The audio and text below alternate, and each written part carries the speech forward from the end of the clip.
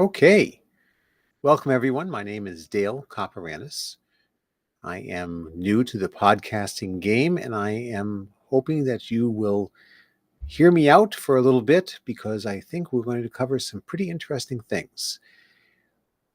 Tonight, we're going to talk about the speed of Trump, tariffs, immigration, the cutting off of foreign aid, and we're going to talk about the nominees, both those who have been nominated and those who have been nominated and have been confirmed. We're going to look at them because they are a breath of fresh air. So, to get started, a touch about me. I've been in the military for 38 years, retired in 2020. I was in the Army, attained the rank of lieutenant colonel. My career was a very interesting one, which I'm sure I'll get into at some point. Since then, I've been working as a knowledge manager. And I've always been very interested in politics, going back to the 1970s. And my first real big experience in politics took place in 1980 during the New Hampshire primary, because I was born and raised in New Hampshire, where I had the opportunity, while working on then Governor Reagan's campaign, to meet the good governor in Concord, New Hampshire. Had at least a 5-minute conversation with him. And that is a wonderful story for another time. But since then, I've been very active with politics and political thought and philosophy. So when Donald Trump in 2015 said that he was going to run for president, I was immediately intrigued, became a supporter, and had not wavered since. Now we are in the era of Trump version 2.0, and we are seeing a tremendous upgrade compared to version 1.0. The man is basically the same. That has not changed his persona and such. However, what has happened to him in the 4 years since he left the presidency has molded him into a more fierce warrior for America than would have been if he had been able to stay in the presidency in 2020 or after the 2020 election. Sometimes you have to go through some bad times to break into the good times. And I think we are in some really good times. So, to talk about the speed of Trump, he was 4 years in the desert as far as being out of power, out of official power. Now, some would argue that he had a lot of power. And maybe he did, maybe he didn't. The point is that he was not in official power from 2020 from January of 2021 until this January 20th, 2025. In those 4 years, he had some people working for him who prepared the way for what they believed was going to be ultimate victory, which indeed became the case. Stephen Miller, particularly, was instrumental in getting things organized in such a way that they were not organized back in late 2016 when Trump won the first time. Now, Stephen Miller and his crew created a plan so that they would hit the ground running when Trump was inaugurated just a few days ago. And did they ever hit the ground running? This was steeled. This intent to hit the ground running was steeled with what had happened to Trump and his friends through the lawfare of the Biden administration. You know, there's an old thing with gardening that sometimes if you kill or try to kill some plants, because they're not the plants you want, that you wind up spreading their seed and you get more of that plant that you do not want. Basically, that's what the Democrats did. The Democrats and the establishment Republicans, who are truly more dangerous to Trump and to America than the Democrats are, tried to stamp out MAGA and Trump. Instead, they made MAGA and Trump even more powerful. And then the deep state tried to assassinate Trump. Not once, but twice. That was the icing on the cake for Trump and his team. This was not going to be a pleasant transition. This was going to be a transition with a purpose. The purpose was to truly drain the swamp. Because remember, now this is interesting. If you remember back during the 2016 campaign, Trump was actually surprised when people latched onto not just the Make America Great Again. They loved that. But he was really surprised in 2016 that people latched on to drain the swamp. Go back and look at some of the videos. He really was surprised. And then he got into it, and he liked that because he likes connecting with the crowd. So he played along with that. But I don't think he really realized how necessary draining the swamp was. In fact, it's pretty obvious he didn't, because when he got to Washington, he kept a lot of the people from the Obama administration, and he wound up naming a bunch of people who were not MAGA, who basically went in and hamstrung him and kept him from getting to where he needed to go and where he in his gut knew he wanted to go, but he didn't have enough allies. So after he got done in 2021 and realized that, he made some mistakes. Now, he's not going to admit that very much, although he did say during the campaign that one of the mistakes he made during his presidency was he did not appoint the right people. And he took that and gave Stephen Miller, among others, the green light to go ahead and get the right people and get the plan in place so that they could really make a difference right out of the gate. This is not unusual for a person who's a builder. When you build something and it doesn't work, you find out the issue and you fix it. Trump's a fixer. He's a builder. He wants to build beautiful things. You don't build beautiful things and they crumble. That just wrecks everything. Not just wrecks the building, but wrecks your reputation.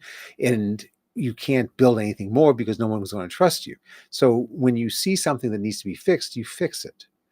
Now, obviously, when Trump was a builder, he had a lot more control over how it got fixed and who he could fire, who he could hire. In his first term, he didn't have that because he had to deal with things he wasn't used to. But he learned. Boy, did he learn. And then the assassinations came. And if anyone thought that they could rattle Trump, boy, were they mistaken. It was after the assassination that Trump really reached out to RFK. That was the key. To bring in Maha to go along with MAGA. Wow. And never doubt that the fix was in. The Democrats cheated in 2020. They were going to do it again, even more so in 2024. We just won so big they couldn't rig it.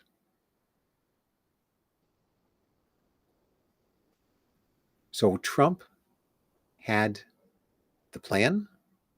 He had the people in place. He also had, as he said, he had God. God protected him and allowed him to survive and do what he's doing now. Now let me take a quick break here. And some people might think, well, Corey Compatore, I think that's how he's pronounced his name. Well, he died, and those other two guys got shot. What? How can God be fair about this? My friends, we are in a spiritual war. We've always been in a spiritual war. This is not just with Trump. I mean, this goes back to when Satan, Lucifer, got it in his head that he wanted to be God. Then he was thrown down from heaven, and we've been going through troubles ever since. If it wasn't for Adam, if he could have stopped his wife. Anyway, that's another podcast. But we've been fighting this spiritual battle all along. And in a spiritual war, like any war, there are casualties. Unfortunately, Corey was one of those casualties. George Washington, when he was in battle, he was saved so many times by the hand of God. That doesn't mean that the men around him were all saved. Anyway, we can dive into that at some other time, but that's a very interesting thing to think about.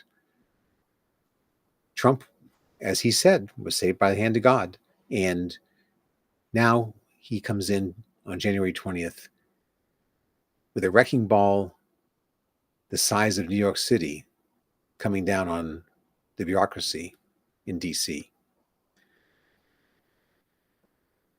Hegseth, Kash, Tulsi, RFK, those are just the ones you're going to hear about the most.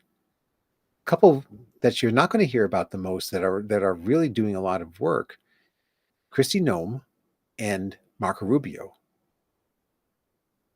Marco is just impressing the heck out of me.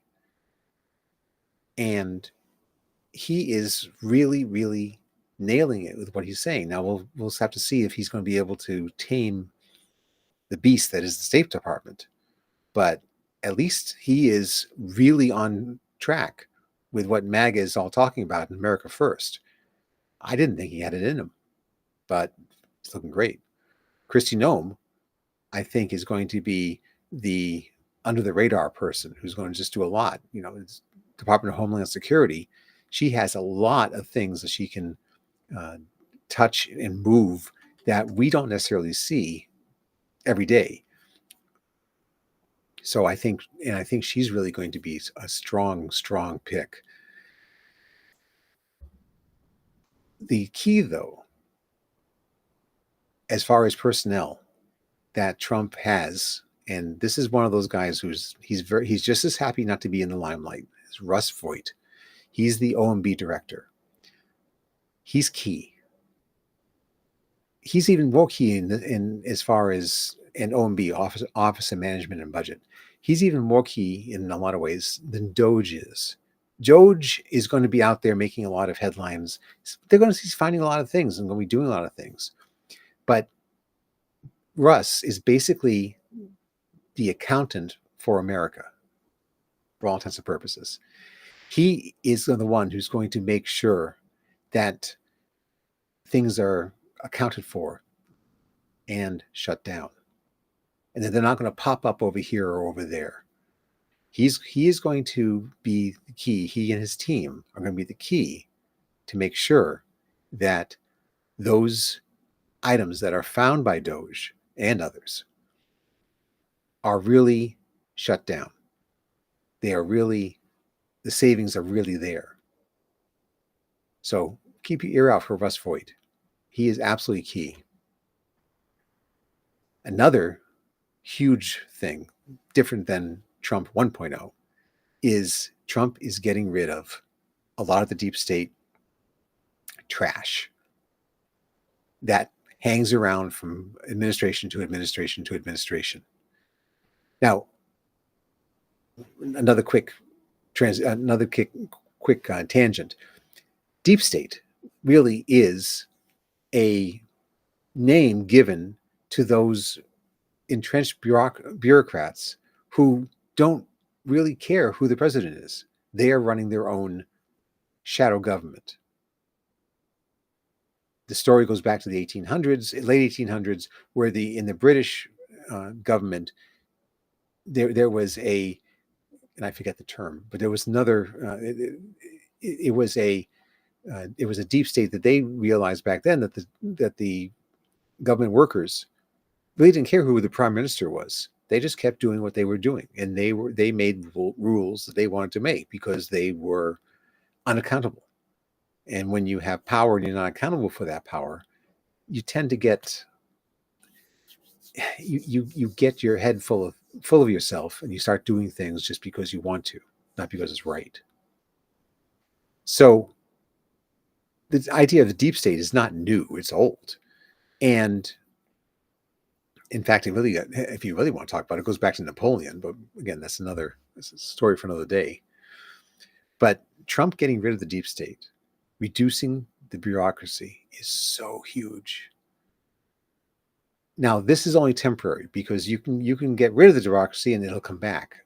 The key for Trump with the bureaucracy is to make sure that he puts rules in place, the civil service rules, so that it's easier to fire people, so that the longevity isn't there going forward, so that he can lock in these gains he's making. Because inevitably, the deep state's going to try to come back. Because remember, the number one rule of any bureaucracy is to make sure the bureaucracy survives. Doesn't matter what the bureaucracy is. The bureaucracy can be in a small club. The whole idea of the bureaucracy is to make sure the bureaucracy survives. It's just inherent in any type of large grouping. So, making sure that you build, once you get rid of the deadwood, rid of the people who are your troublemakers, then you put rules in place to help keep them out in the future. Wow. So the speed of Trump, amazing. Tariffs. Tariffs right now are a big issue. So many people forget that America existed on tariffs alone for well over 140 years, and even more, because the income tax that was first put in, stupidly so. Well, not stupid. It was smart of the deep state to do that because they wanted to make sure that they had an income stream that they could manipulate. Tariffs they could not manipulate as well. So they wanted to have income tax, and that came in the 19 teens with the 16th Amendment. But they didn't start getting money from the income tax for a while. So basically for the first 150 years of America, it was tariffs. Tariffs are not a sales tax. That has been a mantra of the Democrats for so long. It is not a sales tax. It is not a one-to-one correlation where you buy where the tariff, whatever the tariff is the amount of more than what if it's $100 for an item, and you have a 5% tariff on that item, you're not paying $105 necessarily. You could wind up paying less than $105. And it's all due to how the market works in the country. Plus, tariffs are not on American goods. So tariffs encourage American manufacturing. And boy, do we need more of that. Not only do we need that for our economy, we need that for our health. So many Americans are not working or not working in jobs that are fulfilling because they can't find good manufacturing jobs.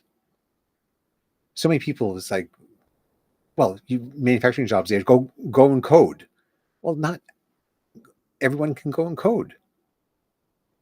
People, particularly guys, so many guys like to work with their hands, do something, make something. That is supremely fulfilling. We have taken that away from so many men. And that has been a huge issue.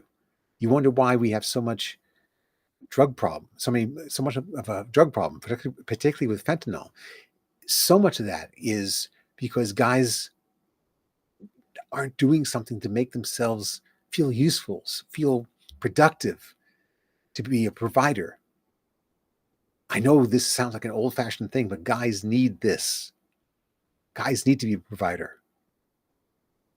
When you take that away from them, you take away their manhood. And they're going to have to substitute that with something. Drugs, alcohol, whatever. But it's not productive. So it's so important for us to be making things again.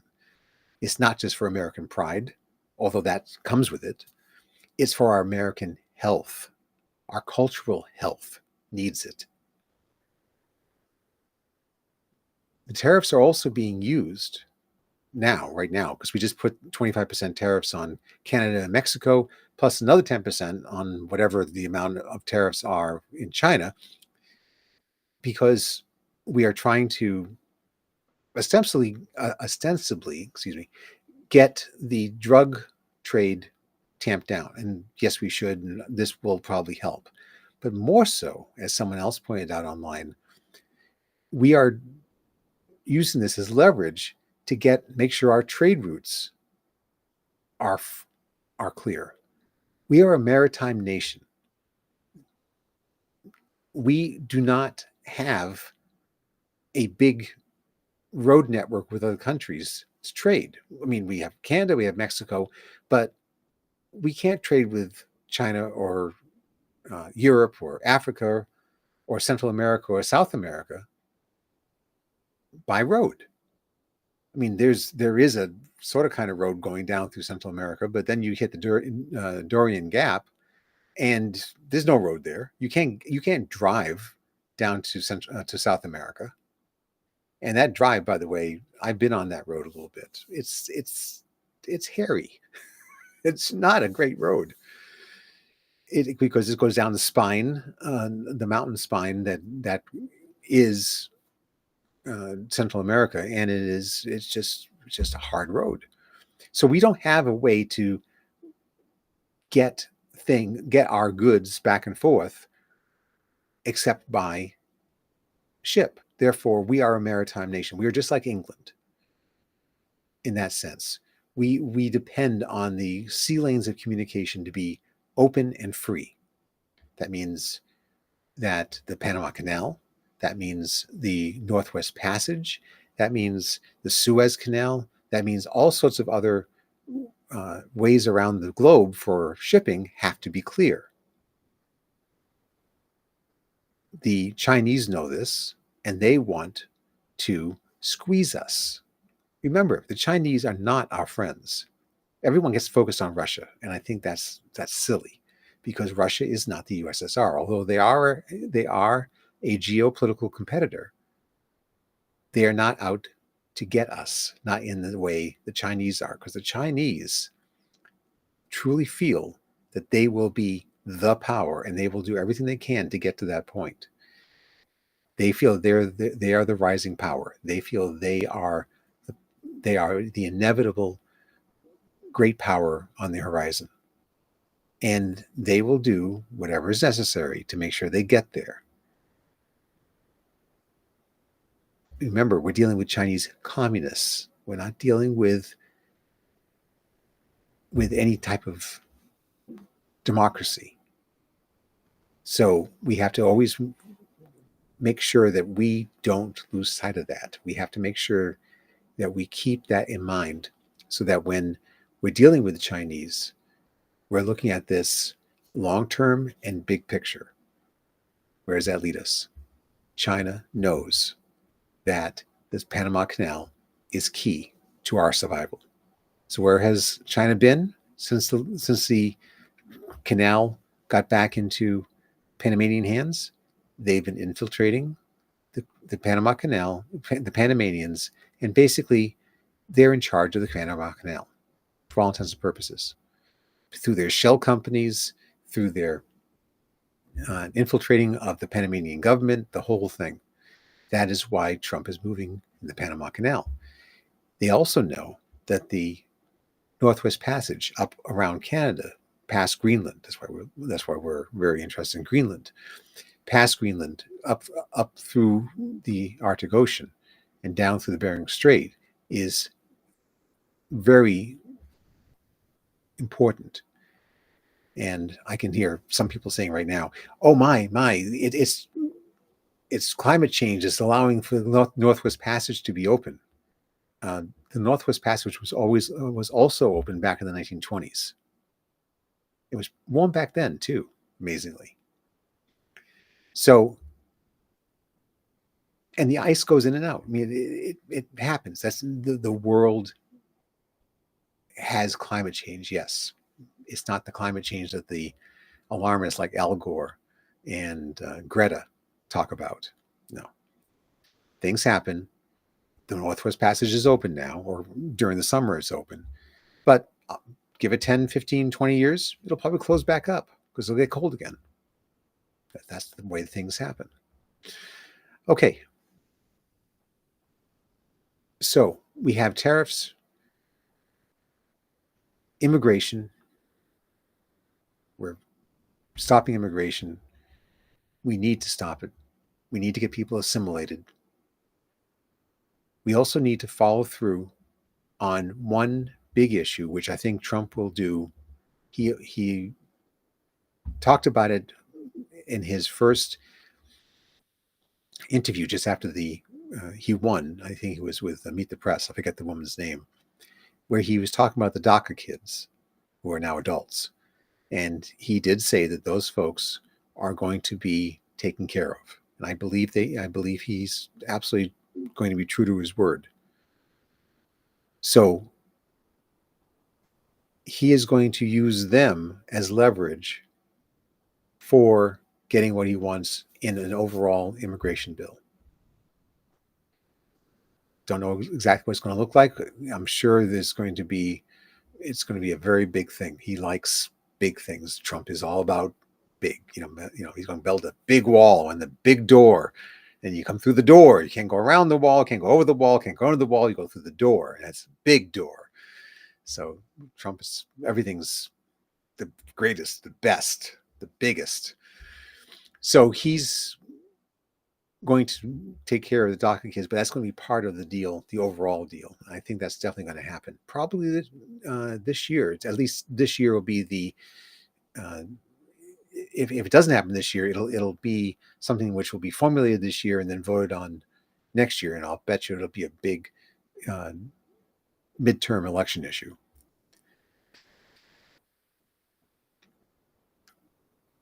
So we're having a lot of excellent. We're only 11 days into the Trump presidency, and already we're seeing huge progress on immigration. Now, another thing that's happened is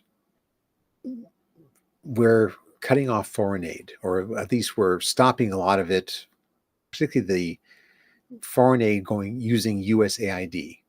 And USAID is the arm. It was it was initiated by John F. Kennedy back in the early 1960s. It was done through executive order, I believe. And he put this into place to go along with Peace Corps and such. And this was a way to get money, to help the people in third world countries. Well, a lot of good intention, and I've become a much more of a fan of JFK over the years. But this was one that was not going to last because it was going to be taken over by those people who wanted to manipulate other countries. We'll give you aid if you do what we want you to do. And the number one group that took it over to manipulate foreign countries was the CIA. And the CIA, which I wish we could just give it to the CIA tomorrow. It would just be so good. They are a cesspool, a true cesspool. If everyone thinks the FBI is bad, and they're not good, and then the FBI is bad, CIA is worse.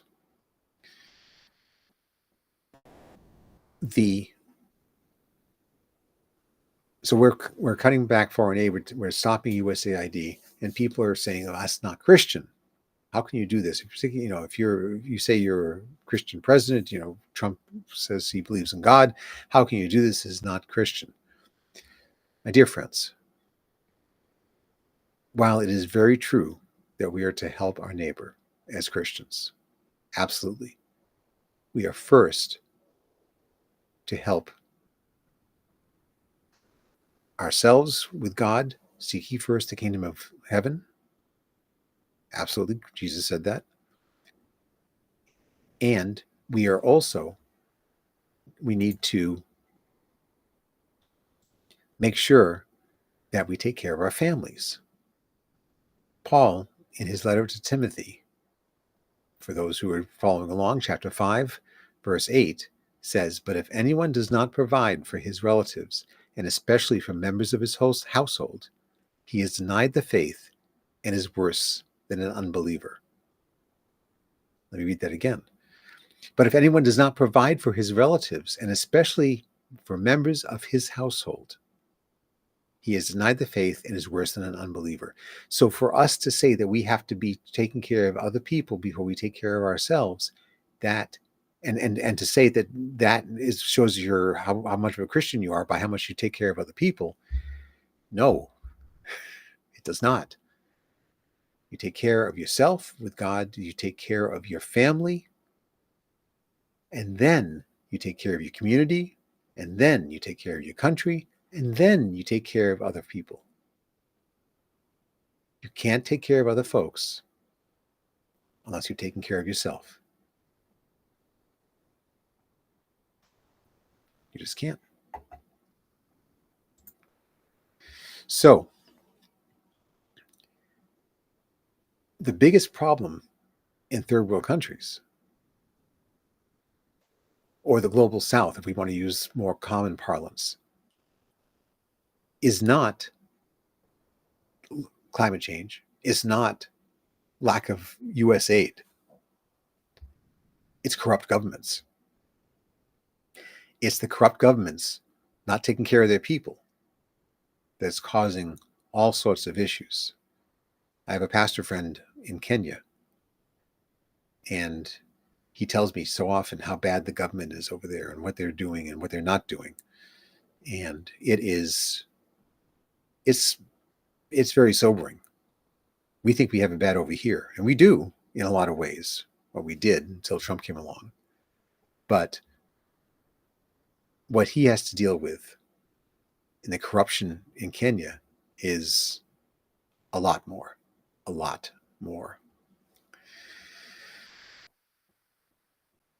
So, last subject. The nominees are so refreshing.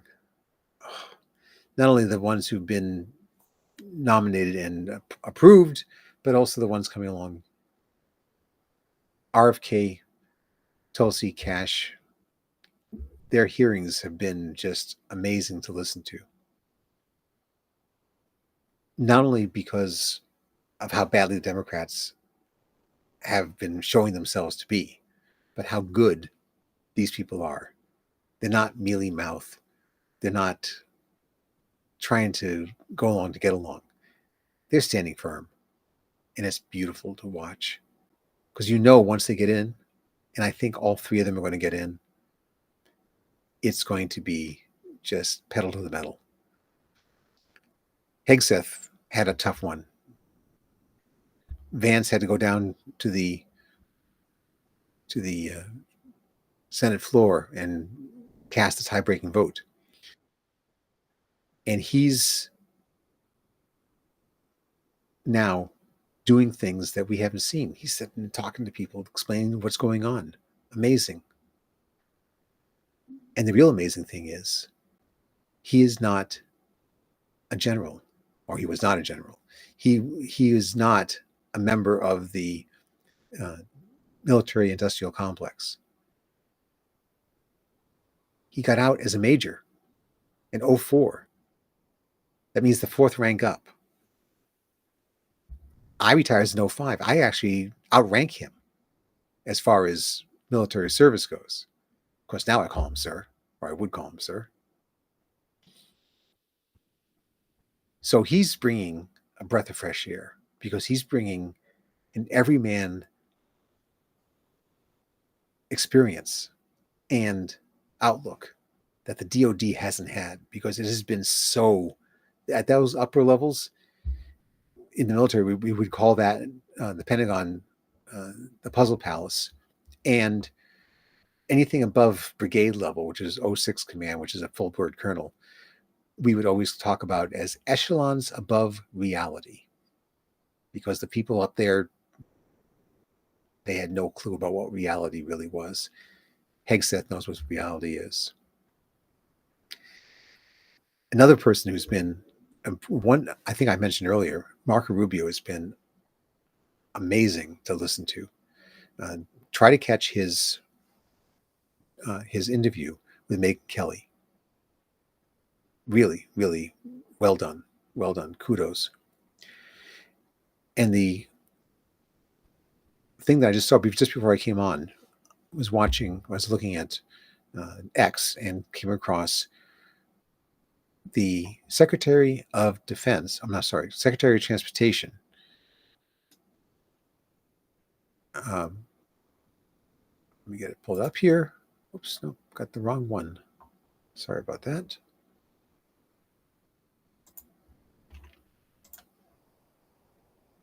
Sorry about that.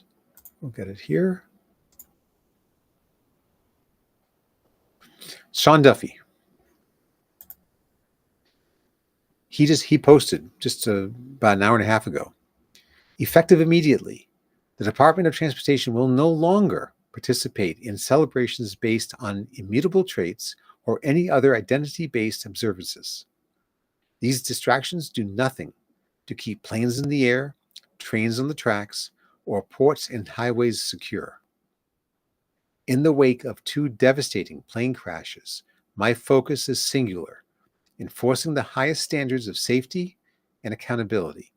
From now on, every day of every month, we celebrate transportation, beautiful infrastructure, and safety. Wow. What a breath of fresh air. Whew. I can't wait for more of this. We have needed it for so long. Well, I hope you enjoyed this. I look forward to doing more of this. I hope to get better at this.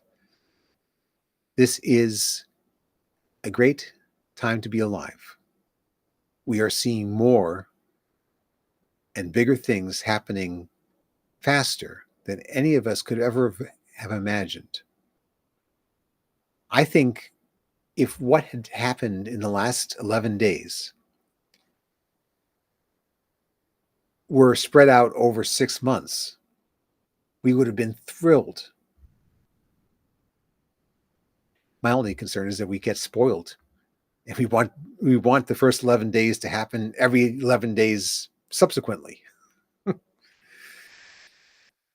But it's amazing. I look forward to more talks with you. Please, I'm at DBCOPA, DBCOPA on X. Drop me a line. Looking forward to talking with you.